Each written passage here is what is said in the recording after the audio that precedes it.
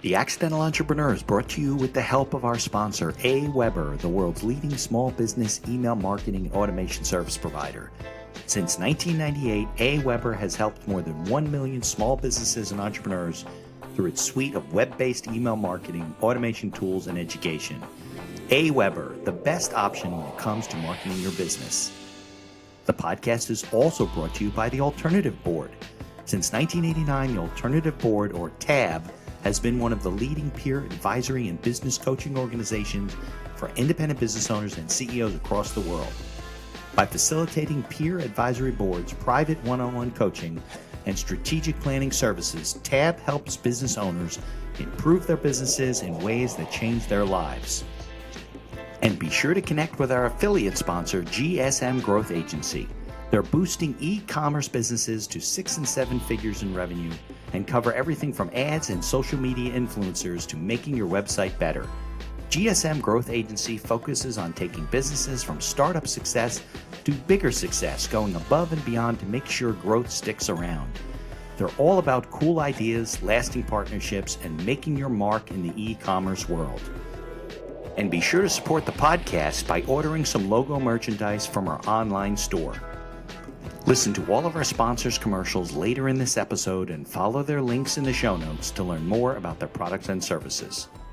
Okay, welcome to another episode of the podcast. I'm excited today because I'm always excited when I have like local guests on, friends of mine who are, networking partners and have good stories to tell. So I don't get those too often these days because we're all over the world now, but I'm excited to bring Eric on the show. If you are listening on your favorite podcast directory, please leave us a 5-star review. If you're watching us on YouTube, like us and subscribe to the channel so we can keep bringing you great guests like my buddy Eric. So let's get on with today's episode.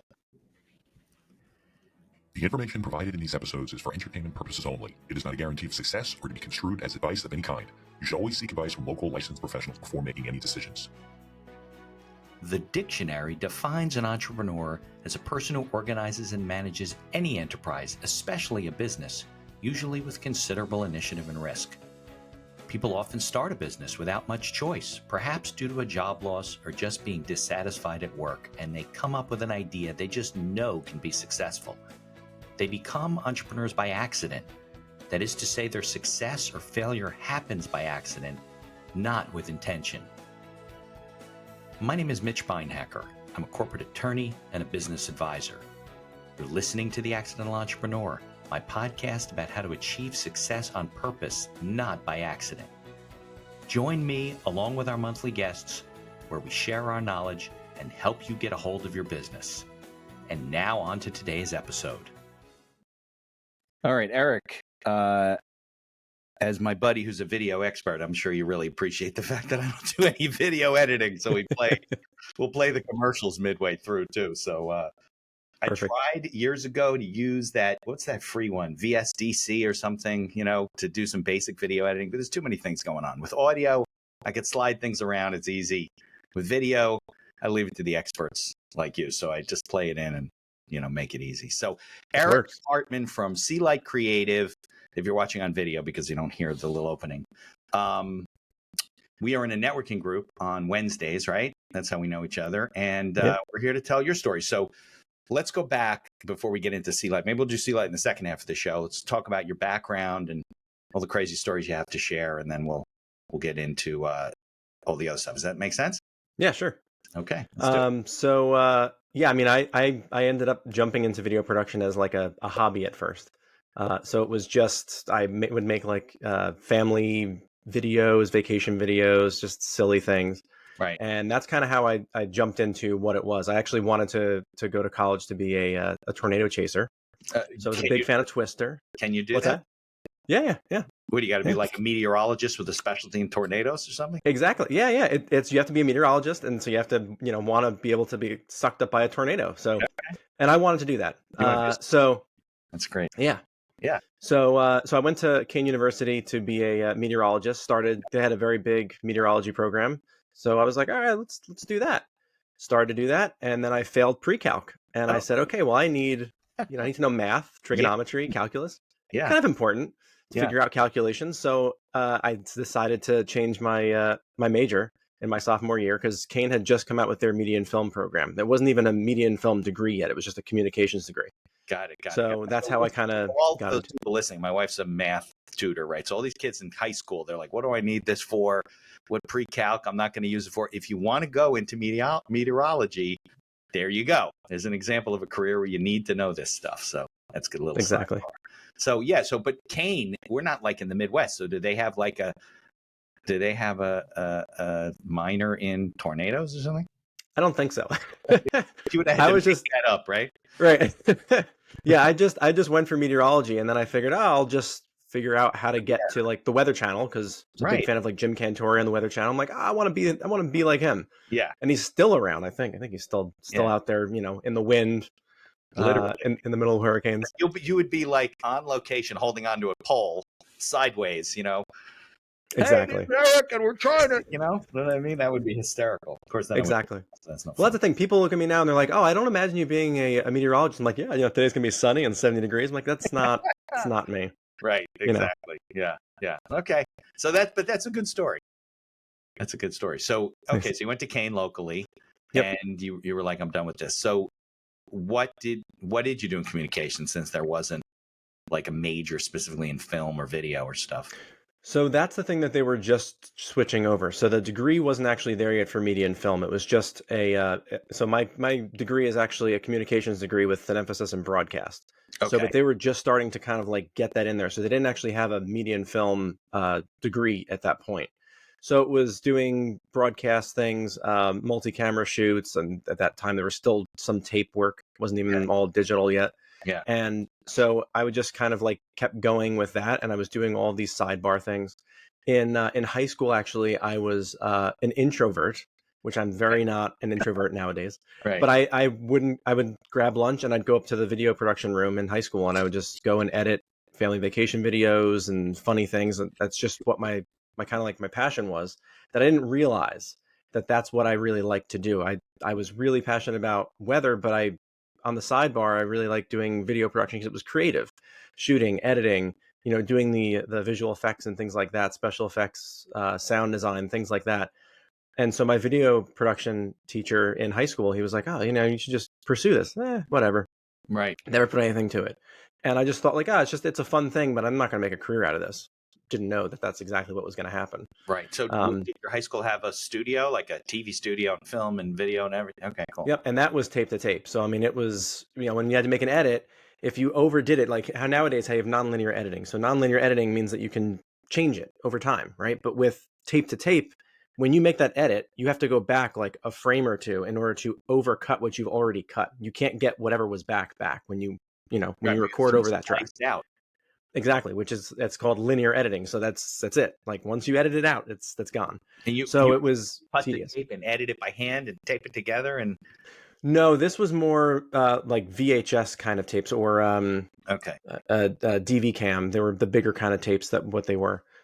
So that's how that was. It wasn't digital at that point, it was starting to come out more and more for what it was. But in high school, we didn't really have that. And then, so that's how I started out with that. But then when that transitioned into college, I already kind of had that background of, I knew exactly how to do those things. And now we're going more digital. And so that kind of worked out. So digital stuff started coming about when you got there and they were just converting things over.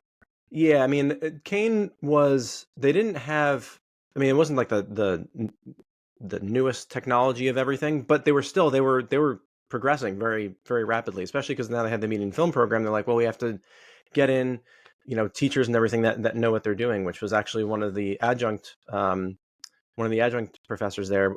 We ended up working together for a long time and was a great guy. Yeah. So how long ago was this, Eric? This was in 2005 when I switched my major. Okay. So were there even cameras on phones in those days? And was it all like, if you're doing video, you needed... No, you needed a camera because iPhones weren't out yet until like 2007. Right. So that wasn't a thing at that point. It wasn't like, you can just shoot it on your phone and edit it and everything. And that wasn't a thing yet. Everything was on the little flip phones and everything else. There were digital cameras at that point, right? But they probably they didn't like upload to the cloud. There was limited what you could. No, it was all tape. Yeah. I don't know when like SD cards became a thing of like the digital camera era, but the cameras that we were shooting on were all these little mini DV tapes that were like this big. Oh, right. And Those. I had a Sony one where the little thing would flip out. It had a little screen on it. yep.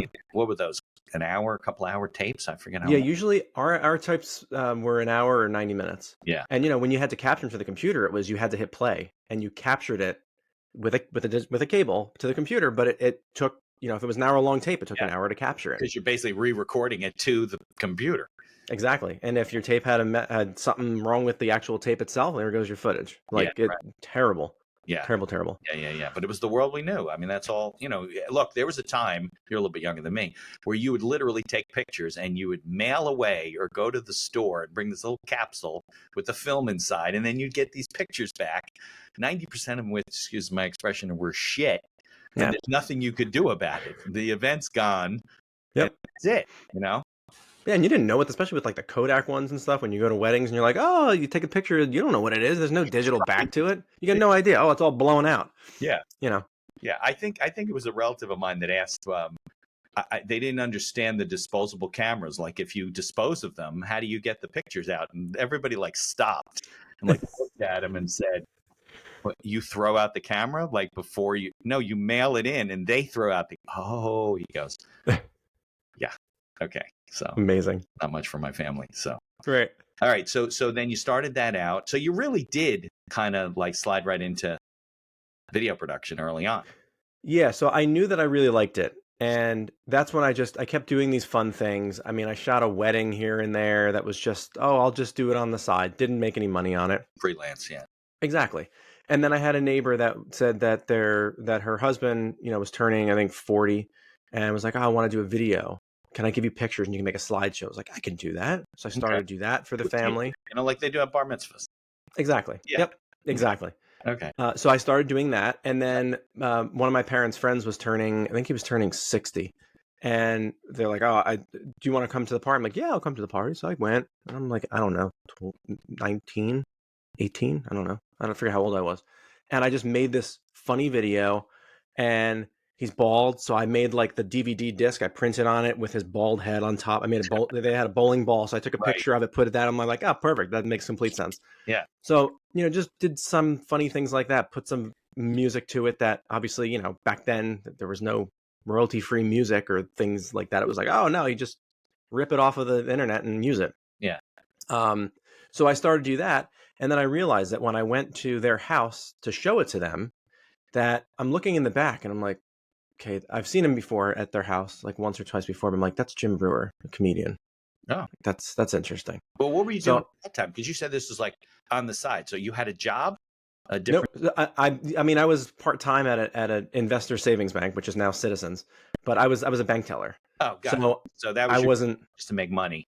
Exactly, yeah. So I mean, after college and whatnot in town, I grew up in Springfield, so in town I just went over and would work there and everything. Very proud. You were in communications and you had to get into film, and now you're working at the bank. Right. Yeah. Exactly. Yeah. Which but I was really good with numbers. I mean, I would know people's bank account numbers and social security numbers in my head, and it was just I was a really good numbers person. I just couldn't translate that in terms of what the math was. Got it. But yeah, so I was working at the bank, working part time, and I'm like, oh, this is just it's helping. It's keeping my little passion alive here. And then so I'm seeing Jim in the back and I'm like, this is like, he's laughing. I keep like doing this like side eye thing of like, is he always laughing? Oh, this is great. Like, I just didn't know. Where was this? I was at the person's house, who I filmed there. So he's right. Got it. So he was there. Jim was my parents' friend's best friend's son-in-law. I know it's a weird way. Oh, my cousin's wife, twice removed, best friend's roommate, right. One of those things. But yeah, so he's technically like friends of the family. Okay. So when I'd been to like pool parties at their house, I saw him and I'm like, I don't know who Jim Brewer was. And I was, this teen back in like 2000. So like Half Baked had already been out for a while. He was just off of SNL. So I'm like, I didn't really know who he was because that wasn't like I wasn't the demographic. So I saw him. He was laughing. I'm like, this is pretty cool. So I go up to him afterwards. I was like, hey, I'm like, can I get an autograph for me? And he's like, oh, of course, man. So he's signing stuff. And then I got his email address. So I sent him an email afterwards. I was like, hey, I'm like, my girlfriend at the time, like my girlfriend's best friend is your biggest fan. Can I get an autograph for her? Do you mind like just mailing me something? He goes, yeah. By the way, can you work for me while getting credit in school? So I said, yeah, that's video or something. yeah. Well, Oh. because he saw the video that I did for my friend. At the party, right? Of course. Right. So he's like, this is great, like right up his alley. It's funny. And you're So free. yeah. So I said, yeah, it's called an internship. I can do that. I can get, credit. So okay, cool. So let's do it. So I went to the college. I'm like, can I do this and get credits? They're like, oh yeah, you can get up to like 10 credits or 12 credits or something. I said, all right, cool. Okay. So I would go to the Stress Factory Comedy Club in New Brunswick. Yeah, sure. I've been to the Stress Factory Every Wednesday. This is back when you could smoke inside there. I mean, I'd get out at midnight and reeking of smoke. It was terrible. Here I am like 19 years old, 20 years old, and I'm just reeking of smoke all the time. I'm like, this is brutal. I'm like, my eyes are killing me. But I would literally go there with his camera. He'd give me the camera with the tape, and all he wanted me to do was film his set. He'd give me $300 cash and be like, cool, I'll see you later. I just want the tape. Just keeping his sets, or was he using it, or what was he keeping doing? it? All he wanted to do was he wanted to look at his footage and know what his bits were, so what he could work on. So he'd play it back at home and figure out like, oh, this one really killed, this one didn't. Oh, what can I do differently? Offer, they'll watch his swing. Exactly. Yeah. He was watching his swing. Yeah, there you go. So that's what I started doing, and then time went on, and because I had been now working for him, I asked him, I'm like, hey, listen, like my girlfriend's mother is British, and you do this great Joe Pesci skit. So I'm wondering, can you come into my college and we'll do Joe Pesci interviewing the Queen of England, and we'll make it this thing in the studio and everything. So now the newspaper came, like the school was going crazy. It was like, oh my God, we got Jim Brewer coming. And it was awesome. And it was like this whole thing to do, like the president was there and everything. I'm like, this is cool. President of the university. I'm like, this is really cool. So they were like, this is awesome that you got him in here. So I'm like, this is pretty cool. Like getting this traction going on. So we did these fun projects like that. And then at the end of college, Jim came up to me and he goes, hey, so you're like a bank teller, right? As like your part-time job. I said, yeah, I am. Do you want to do that for the rest of your life? I said, no, I want to do video production. I want to film, I want to edit. Like, I don't want to sit behind a desk. I mean, no offense to anybody bankers out there, but I was like, that's not what I want to do. I'm a creative person. So he said, all right. He goes, what are you making? So I told him. He goes, I'll blow him out of the water. Let's go. At the end of college, put in your 2 weeks notice and you're working full time for me. And I was like, okay. So you're his video guy. Yeah. Yeah. So you were with him and everything? Yeah. So what ended up happening was he lived in Chester at the time. He's down in Florida now, but he was in Chester. So I would just drive out to his house. He had a basement studio. We'd go there. We'd look at like funny videos that he would shoot of like his daughters. They're really young at the time. So that like little kids and throwing them on the bed and making like these goofy videos and stuff. And then I just go and I'd edit them. And then I ended up buying like royalty-free music and graphics and animations and stuff like that and just learning on the fly. But and YouTube, besides watching, so he wanted to put out stuff, content. Yep. Got it. Yeah, so he wanted me, he liked the way that I was editing stuff. So he goes, oh, well, I got all this great content. Like, let's just edit stuff together. And YouTube was just starting to come out at this time. This is like 2007 or so. This is when it was really starting to explode. So there weren't many like tutorials out there of how to video edit, how to do this, how to do that. So everything I was finding, I just absorbed and just kept going and going and going. So I kept staying kind of ahead of the game of what it was. And then we just kept producing these like short little videos. And then we created his Facebook page and started putting out content for that. And his YouTube, we called it the Bruniverse. And we just started to do all this, cool, funny content. And then things just progressed. Old video marketing guy. Yeah. Yeah. Yep. I was like the first one. Besides, his sister was his like assistant, his office assistant. So she was the one that would do like all the bookings for the shows and contracts and things like that. But I was the only creative person at the time. And then he ended up getting a studio in Chester. So we said, all right, let's get a studio. So he ended up hiring a friend of his that was a graphic designer and web designer. So now Jim has this guy make his website and does all the graphics and illustrations and things like that. And it was really cool. And then we started to go on tour, which was the most insane experience of my life. Oh, sure. I mean, just, tour buses and flying everywhere.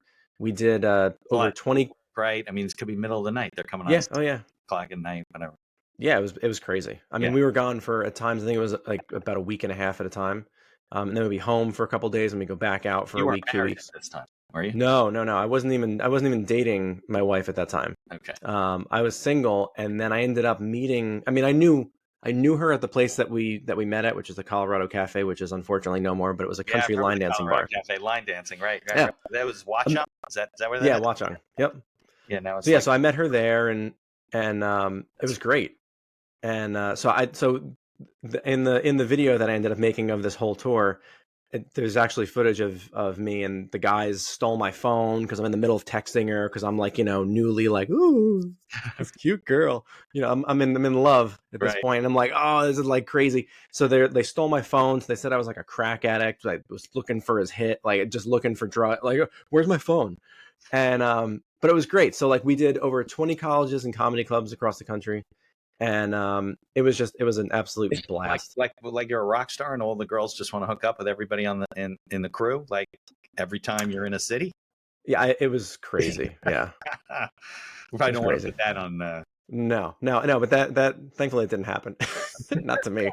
It's gonna show up at your door, ding dong, say hi to your wife, and this is your 16-year-old daughter. Oh. Oh my God, amazing. On the road, you're a comedian or whatever, a rock star, and you're taking drugs or drinking or whatever. You always worry about maybe there was a night that I don't remember. Yeah, Somebody shows up at your door. exactly. Right? Yeah. So, but that's a cool experience because you're young. Not only you're getting video experience, but you're seeing the whole country, maybe the world. I don't know if you guys went around other countries. No, just the U.S. Yeah, it was. We kind of stayed like Midwest and closer to the East Coast. I mean, there was one time when I first started working for him. Actually, we flew out to Denver.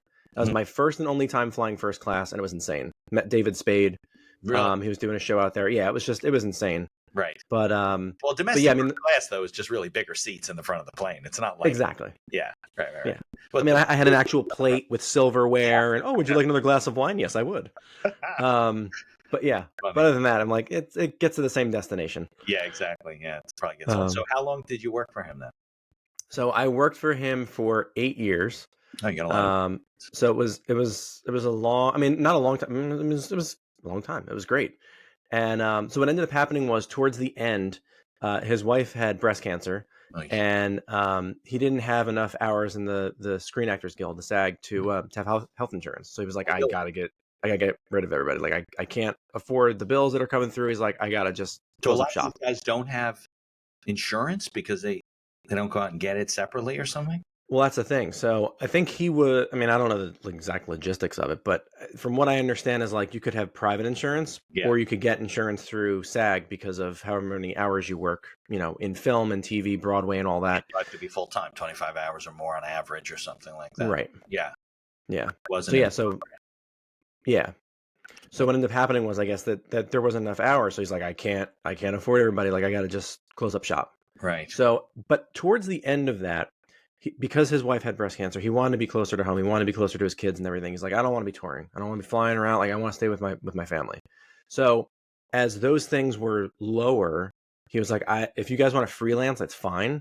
I'll still pay your salary. Just kind of like kick me back some money, like for whatever freelance stuff you're working. This way it helps pay back your salary. You're getting extra money.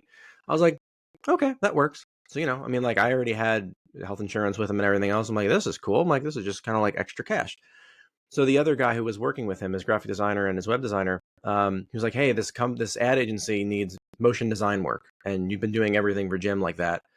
I don't know any of that stuff. So do you want the job? I was like, yeah, sure, I'll go in. So it's like I ended up doing. You were being hired as exactly. Got it. So I ended up working underneath their company, and that's how kind of that relationship ensued of doing ad agency work. So I mean, I was doing work for Eli Lilly and Pfizer and Bayer and all of the big companies that they had. Work. Exactly. Got it. So so I was doing all of those videos, and I was like, this is cool. So towards the end, when he goes, oh, I got to let everybody go. Like, are you guys going to be okay? And literally, I got a text message, and it was like, hey. And I'll never forget. I was in Arizona in a hotel room at the ad agency, like doing one of their jobs. And I'm like, I just got let go. And the creative director I was with was like, are you going to be okay? I said, yeah. It's like, oh, we can get you full time now, really cheap. I'm like, no, you can't. Because I'm newly married. I'm a year married now. Yeah. Have an apartment. My wife doesn't have a full-time job. I'm like, I gotta like get a job. I'm like, I need to do something. So talking about the accidental entrepreneur, Yeah. this is how I literally got tossed into it, because he goes, "Are you going to be okay?" And I said, "Yeah, I'll make it work." Right. And I had no choice, but he was my only full-time job that's ever been. And I literally went in 2013 was when everything kind of changed over. So that was when I became full-time in my business. So you became full-time video doing work through agencies. That was Yep. how you started doing all the work. Yep. Got it. And you had a bunch of jobs you were working on already for this one agency that you were working with. Yeah, I mean, to the point where, I mean, I was a subcontractor, but I didn't even need to ask, "Am I coming in on Monday?" They were just like, "Okay, cool. See you at 9."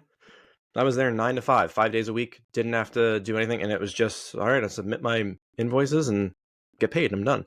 Okay. So this is a good question then, because it's an entrepreneurial podcast, and hopefully entrepreneurs and people are listening. So you really didn't have much of a business background, right? You hadn't been running your own business.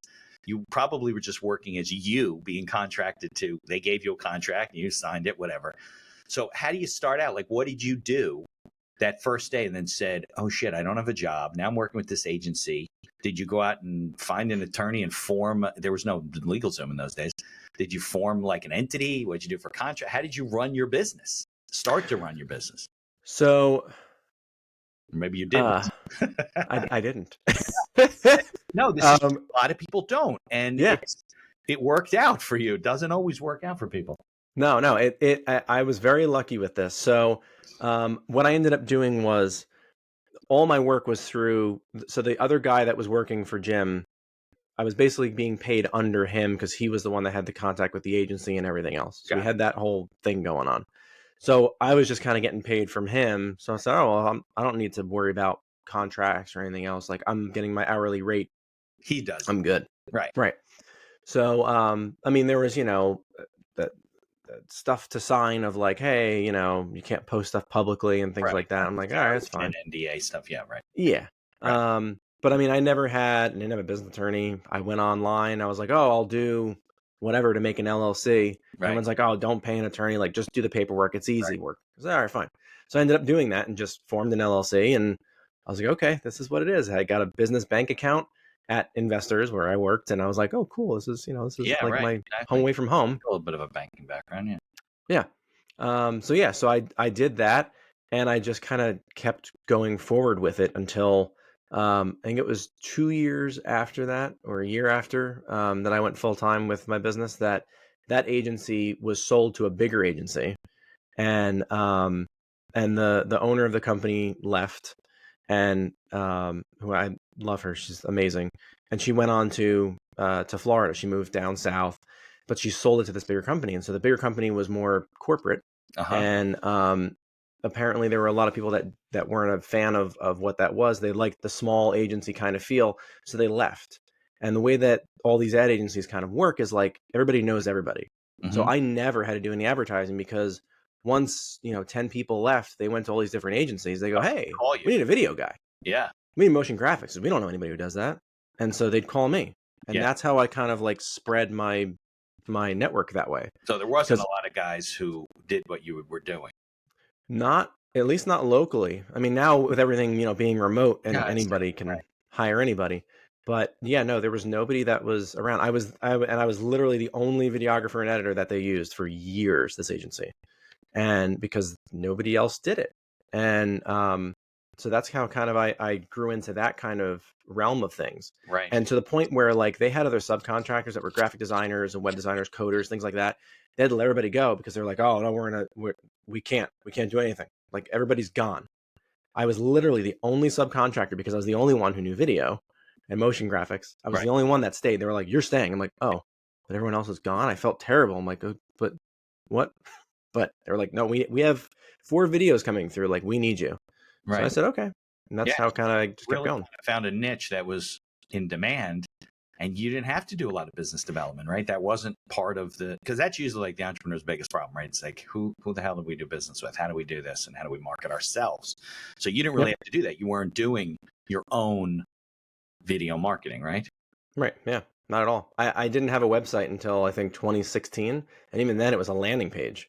Yeah. I didn't need it. I still get people that are like, "Hey, do you have a reel for your business?" No. I don't need one. I've never needed one. Equivalent of a portfolio, basically. Right, exactly. Got Yeah, it. so basically like showing you like, what you're shooting, how you're editing and all that stuff. And I'm like, no, here's 6 examples of my work on Vimeo. Right, that's But good like, enough. And if not, I'll yeah, know the next guy. well, and that's the thing, because when people would move on to another agency, they already knew my work ethic. They knew how hard I worked. They knew what I could do. They knew my capabilities, and they knew what they could ask me to do, and I would say either yes or no, or I'll figure it out. So I didn't need to prove myself to Right. anybody else. It was just like, no, they know clearly, because they wouldn't be like they wouldn't be asking me to come and do work for them if they didn't know that I was capable of doing it. So Now, does that continue till today? Meaning these people you work with, obviously they've gone other places and they still call you and stuff. You have a whole litany of people. Yep. Yeah, that's great. Yeah, it's crazy. And I mean, I still reach out to people every now and then on LinkedIn, but I mean, the majority of the time, like they're like, "Hey, oh yeah, that guy at the ad agency," and I'm just like, "Yeah, cool, let's do it, jump in." Nice. Yeah. So your other networking and marketing, working with small business owners, really kind of just fill work that adds to the regular agency work that you get. Yeah, because I mean, the ad agency work is probably like 80-90% of my income. Yeah. But I still, what's that? It's steady. Yeah, exactly. Right. It's steady enough. It's not, consistent like it used to be, where it was, 5 days a week and I'm doing all this stuff. But, as time went on, COVID obviously threw a monkey wrench into everybody's business plans. Right. And that's when I decided on trying to do live streaming and trying to figure out how to make things work for what people needed and what they could do. Right. But yeah, so now I'm more in the realm of trying to help out small business owners and things like that, and trying to jump more into that kind of thing, because I like the hands-on approach too. Cool. I mean, I love working with business owners, like hands-on, knowing what their pain points are, how video can help them that they probably don't have experience in or that they can't afford. Right. So yeah, the creative process. All right, so it's been about half an hour. Why don't we do this? Why don't we take a break for my sponsors, and then we'll come back and let's talk about like what you do for business owners and maybe some tips and tricks, and why people should be considering video. I mean, it's obvious, right? Because we're seeing people, we see things visually, but how they can incorporate that, because I'm sure there's a lot of small business owners out there that don't even consider it as something that they should be doing, and they should be, which is why I ended up putting this on YouTube. I was like, what am I doing with all this video? So, all right, so let's take a commercial and then we'll come back. All right, sounds good. Here's a word from our sponsors. Looking to market and grow your business? Or perhaps you're just getting started and want to hit the ground running? AWeber is the best choice for online email marketing and automation of your business. From maintaining a subscriber list to drip campaigns and landing pages, AWeber gives you tools and integrations that make marketing easy and fun. As our partner and sponsor, we use all their tools to promote the podcast and market our law firm. AWeber, the best alternative for online marketing. For over 30 years, the Alternative Board, or TAB, has built a thriving community of forward-thinking CEOs and business owners who want to radically improve their companies. Through unique combinations of one-on-one business coaching, participation in monthly TAB board meetings with other non-competing owners, a suite of strategic tools, and customized strategic planning workshops, TAB membership can deliver greater strength to your business and a better work-life balance for you and your family. All packaged in a streamlined and affordable service that the people at TAB invite you to try risk-free. Are you struggling with managing advertising due to a lack of time or expertise? Perhaps you're facing challenges in scaling ads for your store. Are you feeling lost when strategies have no success? GSM Growth Agency is your reliable partner in overcoming these business challenges. Feel the impact of collaborating with a team dedicated not only to short-term goals, but also to building long-term partnerships and achieving sustained success. Embark on an exciting journey to redefine the possibilities of e-commerce and create a legacy of unparalleled excellence. Take decisive action now. Follow their link in the show notes to receive a complimentary audit of your Shopify store conducted by a GSM expert. Propel your e-commerce game to new heights with GSM Growth Agency. Follow the link in the show notes to learn more about all of our sponsors. And now back to our show. Okay, we're back. I'm sure you cringe. You hear the video sound and the audio back. It gets cleaned up when I do editing, but Nice. it is what it is. I'm a low budget shop, so yeah. That guy, GSM Growth Agency, this guy Anatoly was on my podcast. He did a live episode in October, so he became a affiliate sponsor. He's got a crazy story of how he got to where he is, and now he's doing he just does ads like Facebook ads and helping companies because he figured out the formula after he was making no money, like living in the streets. Nice. So That's crazy. Yeah. Okay. So let's talk about SeaLight Creative. Like let's put the agency stuff aside. Like what you do for small business owners and where you see video as a place for the average entrepreneur and tricks and things like that. Does that make sense? Yep. Okay.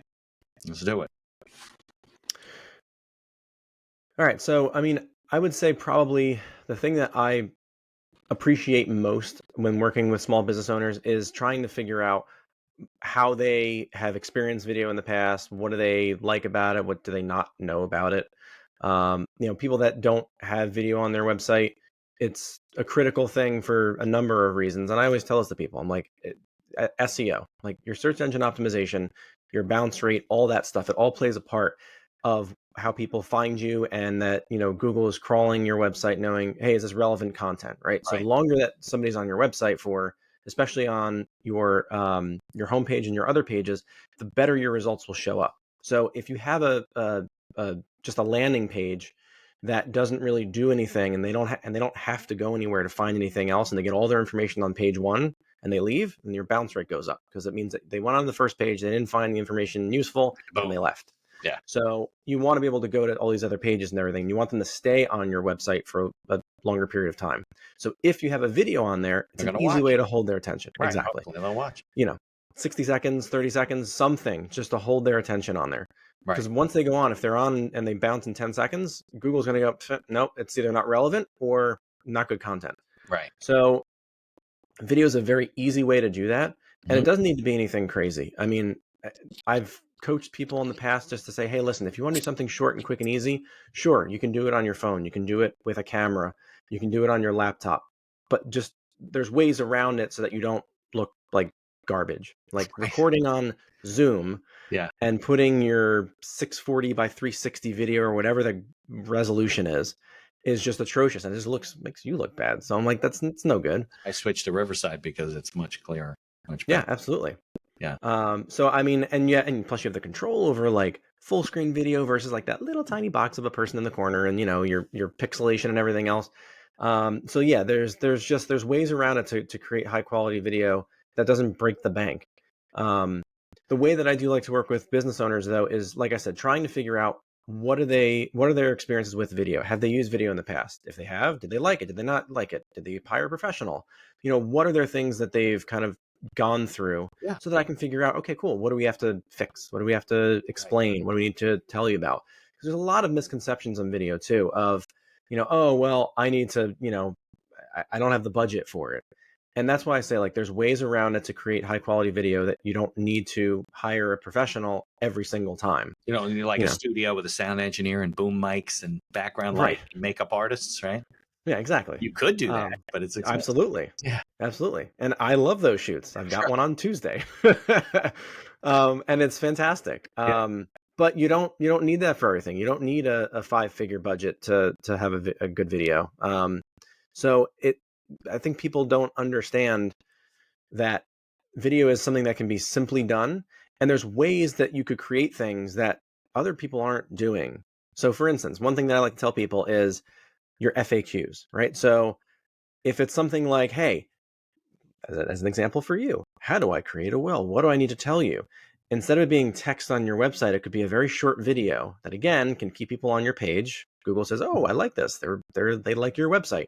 They can watch a short video. You explain it very quickly, whether it's through text or graphics or voiceover or whatever. But just having those little things on there can just set you apart from somebody else that's every website is just text. Yes, text is easy to read and you can quickly kind of crawl through it. But these are just ways that I've found that can help people be different than somebody else. So things like that, your FAQs that for that instance, or if you're even doing things where it's like, an About Us page. Mhm. Like I hate seeing stock footage of, oh, our staff, and it's like somebody sitting there with a headset on smiling, and I'm Yeah. like, that's not you. Oh, You know, they're using stock photos. They're saying our staff, and they don't show pictures of the staff. right. Or or it's like About Us, right? And Right. it's like you see, like, you know, people in a boardroom. That's not Right. you.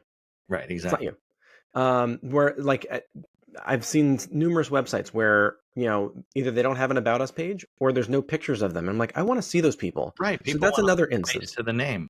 Right. So Yeah. that's another instance where, like, I would love to do a 30-second, 60-second, mostly a 30-second video of being like, here's some information about the owner, or who's going to be coming to your house to do the install, or, you know, unless it's a subcontractor kind of thing where, you know, you're using multiple people and it's not consistent, Mhm. then obviously I wouldn't be doing that. But if it's somebody who's like, hey, I'm, you know, a car detailer, I want to see you. I want to see the work you're doing. I want to know how you work. I want to see the stuff you're using. Yeah. Just seeing those things in a quick 30-second, 60-second video can do worlds of a difference versus, oh, I detail cars. How are you different? Right. Who are you? Who's coming to my house? Right. You know? Yeah. People entrust things to you. They want to kind of get a feel for, you know, more than just recommendations from other people in their Facebook group, you know? Exactly. You know?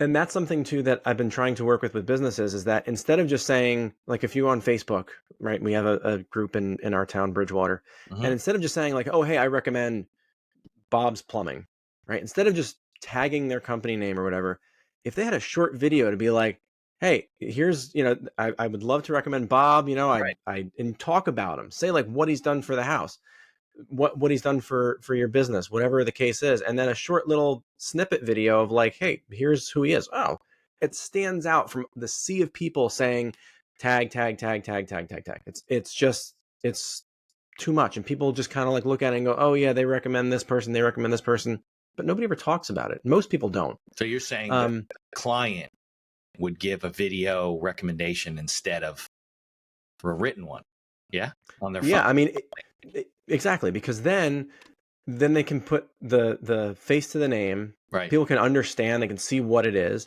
and again, that stands out. Yeah.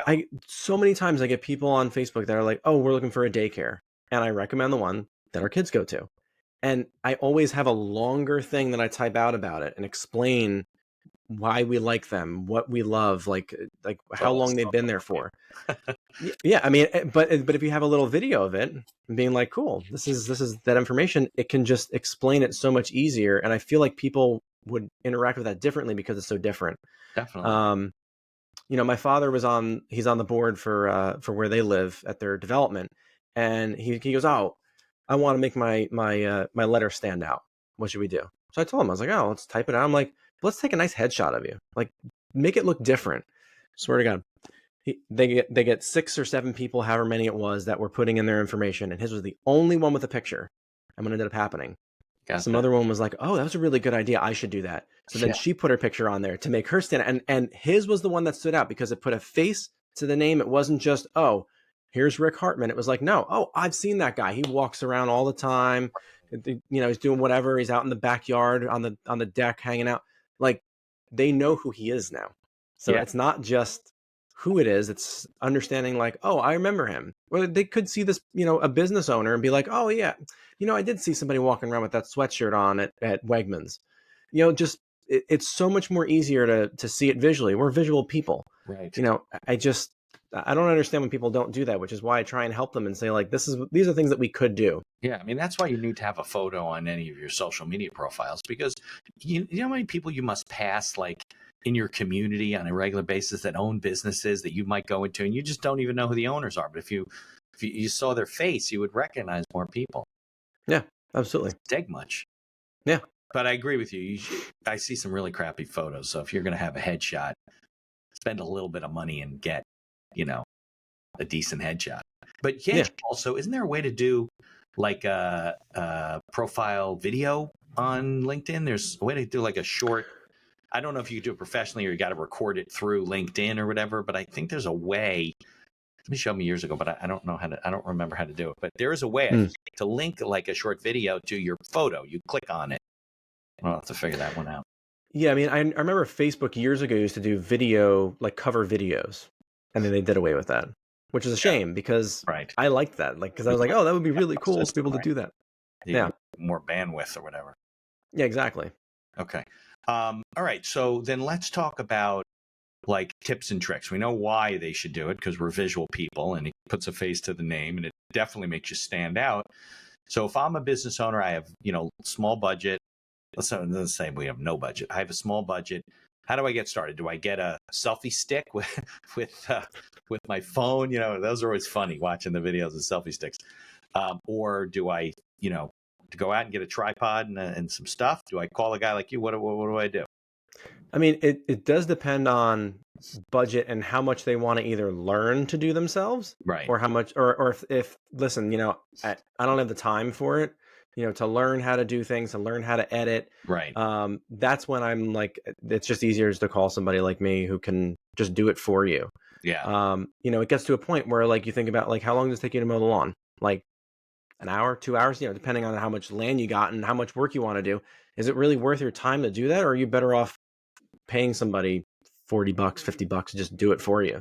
Right. So it becomes a balance of, is this content you're going to be doing a lot? Because if you're going to be doing it a lot and you want to be doing like, reels for Instagram or, short videos for Facebook, like, hey, listen, I want to shoot, things for a restaurant. It depends. I'm always a big fan, obviously, of like the high quality photo, high quality video, and we can knock some of those things out in a short amount of time. Right.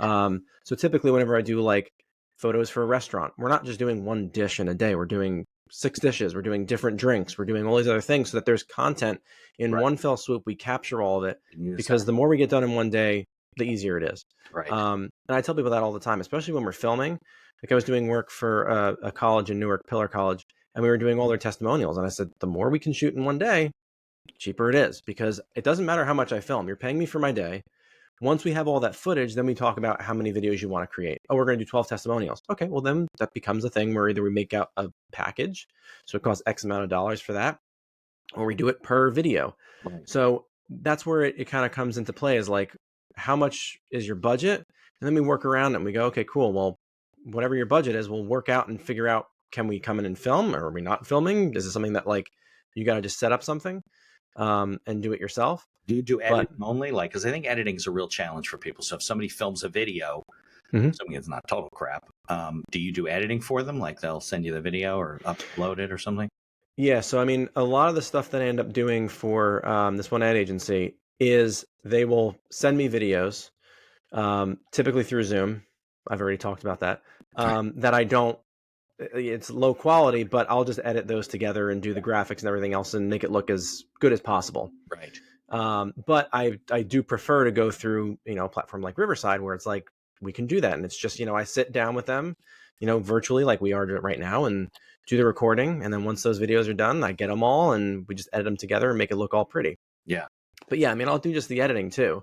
It's the old saying though, shit in, shit out. So, well, right. It looks so good, right? Exactly. Yep. Yeah. So how did you learn as a business owner to price your services? Obviously, when you're with the agencies, right, they're like, listen, Eric, it's, per diem or an hourly rate or whatever, keep track of your time. But so you start your own business now, you're working with other individuals, small businesses. How did you kind of approach that? How'd you figure out, well, what the hell am I going to charge these people? So I kind of looked at it as, what is the effort worth? Okay. Like, how much is this? Yeah. Is this going to be really hard for them to do? Right. Because if it is, then my value is higher. Right.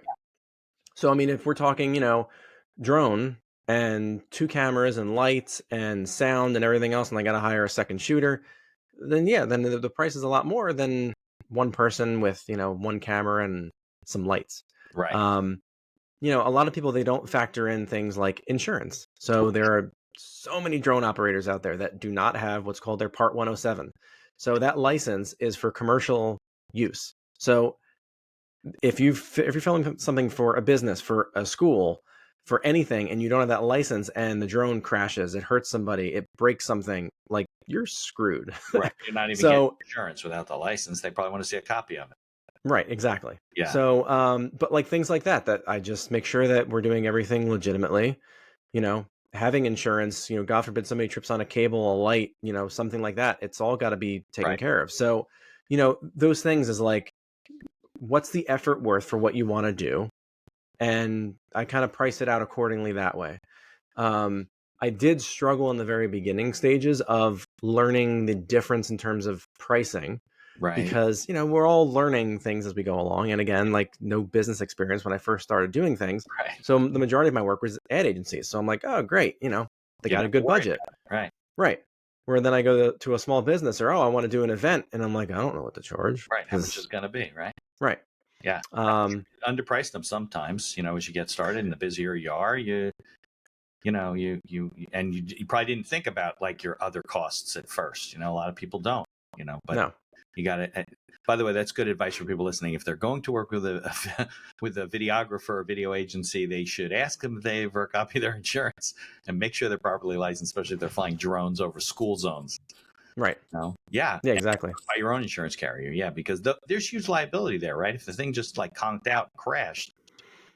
It's happened, man. It's happened. Not to me, thank God. But I mean, it's happened where people are flying their drones out and all of a sudden they'll just lose connection. They're not paying attention to the battery and it will literally drop out of the sky. Nothing you can do about it. And the blades will just stop running and it'll just drop.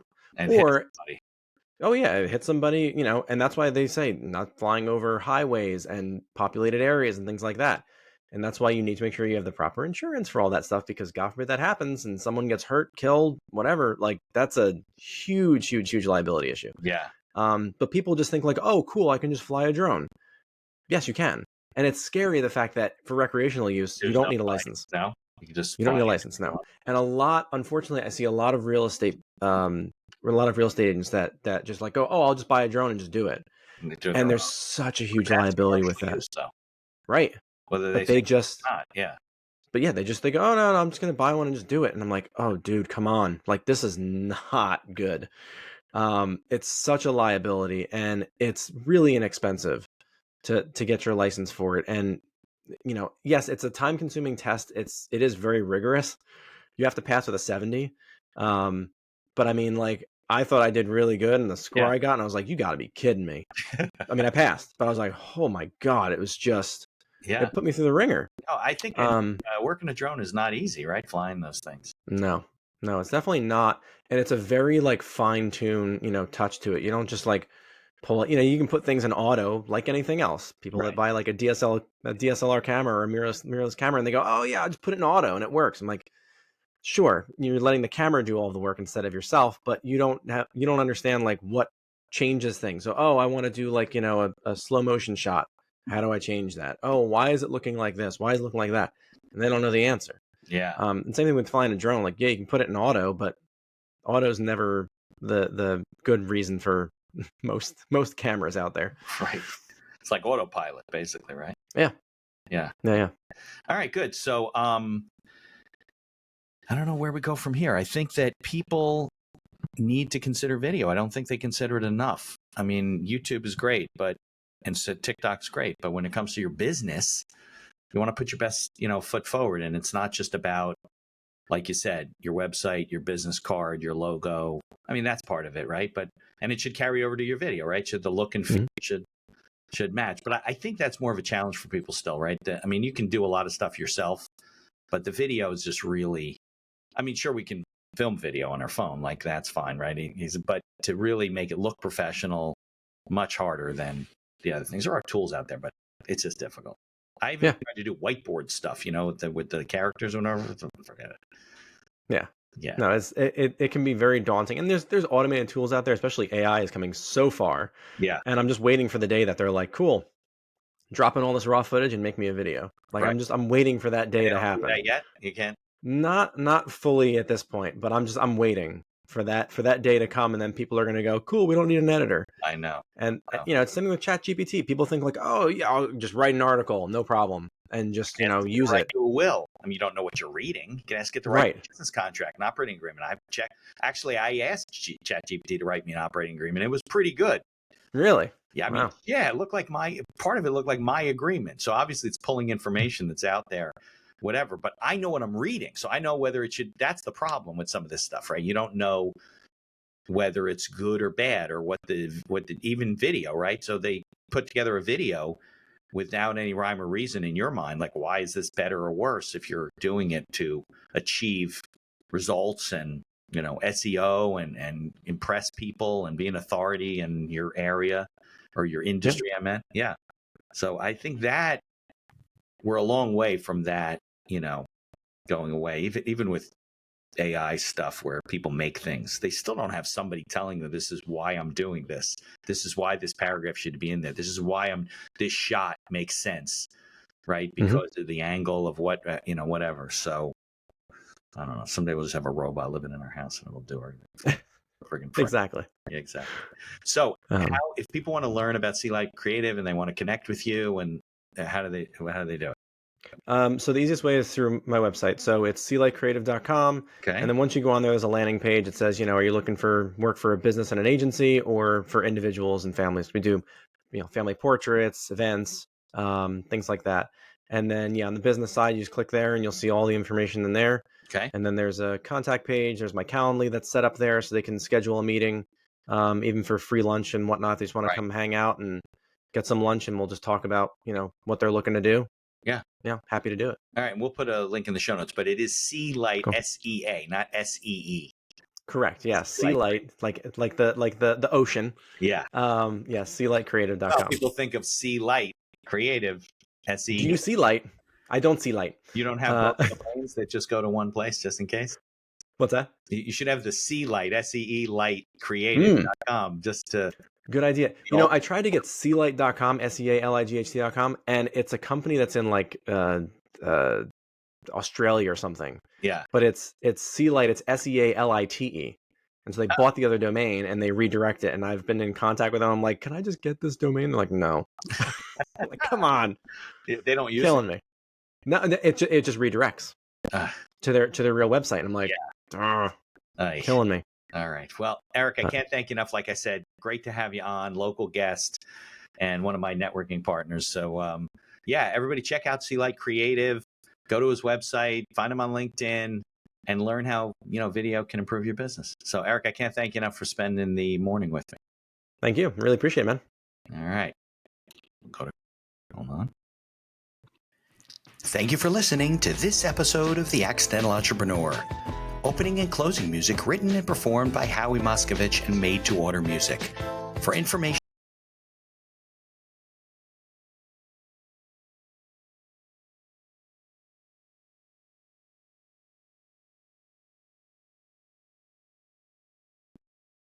Do you not hear the credits all of a sudden? No, yeah, it just stopped. Oh, all right. We'll have to do that in post-production, I guess. That There happened you one go. time. I couldn't play any of the closing credits. It just started buffering. So That's I weird. have no idea. Yeah. And it's local, right? Like your video's on your computer. I'll load it into the system on my computer. It shouldn't have any issue. But all right. So That's let me weird. do this. I'm going to stop this.